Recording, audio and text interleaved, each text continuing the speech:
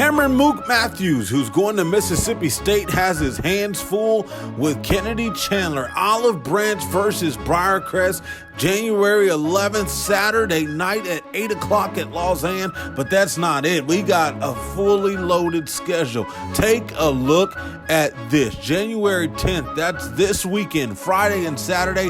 You got Whitehaven taking on Christian Brothers. Whitehaven still undefeated and one of the baddest teams in the land. Hamilton Heights is coming in, the number 2 team in the country. They got Whitehaven girls on Friday, Arlington girls on Saturday, the best team in the city. Briarcrest taking on Little Rock Hall, who are state runners-up in the state of Arkansas. Holly Springs has Derek Found, one of the top players in the state of Mississippi, and bringing in New Albany, South Haven, Lake Comorin. I mean, even Covington is coming in. You don't want to miss this one.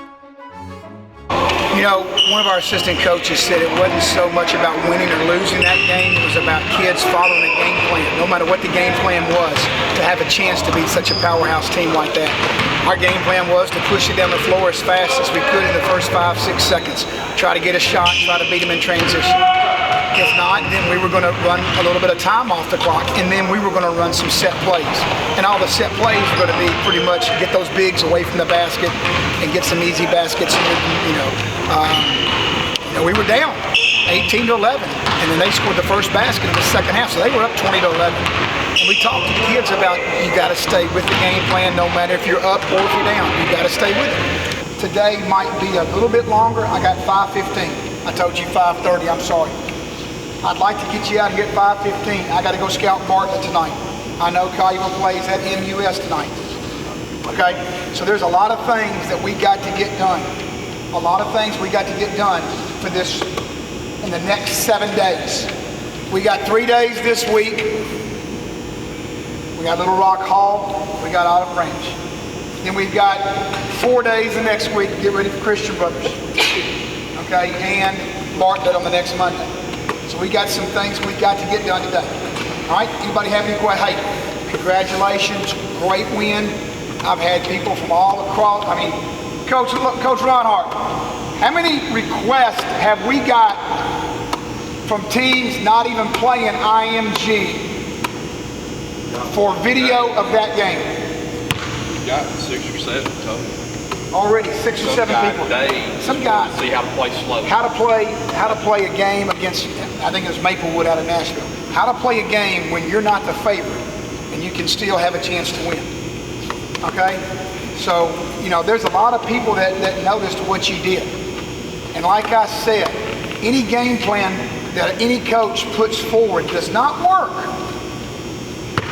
unless the kids buy into it. And you bought into it. For 32 minutes, you probably bought into it for 30 minutes. That's incredible. I'm happy to get that. Of course, those 2 minutes I had an aneurysm. But I'm telling you, for 30 minutes, you bought into it. And that was awesome.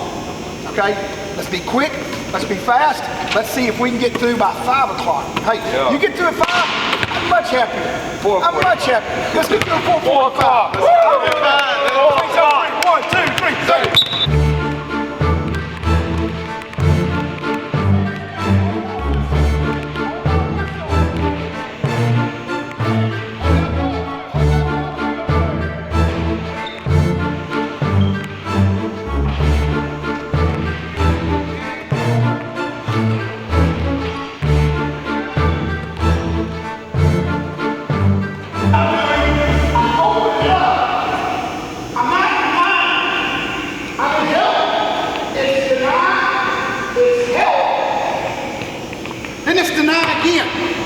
Everybody see that?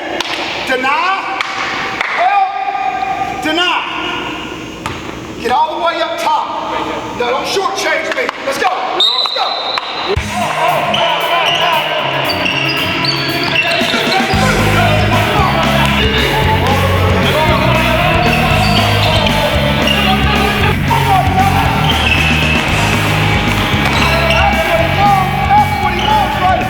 Planning and trying to instill it into kids that are under the age of 17, 18 years old, just trying to keep their task hand on and just, locked into what exactly you want them to do. Trust is really big, and our kids trusted what our coaching staff had come up with. They didn't question us. They didn't second guess us. And for 32 minutes, they trusted what we were trying to get across to them. You know, after about 16 minutes, I don't know if that trust was 100%, but in the third quarter, the trust began to build and build and build. And it was fun to watch. It was a boring game as far as, you know, not a lot of points being scored, but it was fun to the fact of watching kids give it up themselves for the betterment of the team. That's what was fun to watch. Just talk about that going forward as far as this program getting that recognition at this point. You've been saying you've been getting calls. Everyone's wondering how you did it, what you did specifically, and how you got your kids to kind of buy into it. So just talk about going forward and just taking that big win and just taking it throughout the rest of the season, even further in the career here at Briarcrest. The ironic thing is Omari was not in town. He was at the football All-American game, so we really only had one big kid. So we were forced to play small. You know, and I think you got to give a lot of credit to our guys that were the ball handlers during that game. Kennedy, Scooter, Marcellus, Reggie, guys at Cooper, the guys that took care of the ball were the key to the game. So that's, you know, I guess that would have been the key to the game. The veteran guys that were here last year, I wouldn't necessarily call them veteran guys, but just some of the guys that were here last season. Just talk about how they keep this team going throughout the season. Well, it's hard. And I say that because anytime, any coach knows this, when you have a successful team as a bunch of juniors, when they're seniors, you know, and they've been successful, sometimes they don't want to come to practice every day. Sometimes they don't show up some nights. So you really got to stay on a team like this harder. It's not like just give them the keys to the car and let them go. You've got to really watch them closely, you know, even more so as they're seniors. And you got to push them. You know, we're in a unique situation. We got 4 kids that have already committed in football.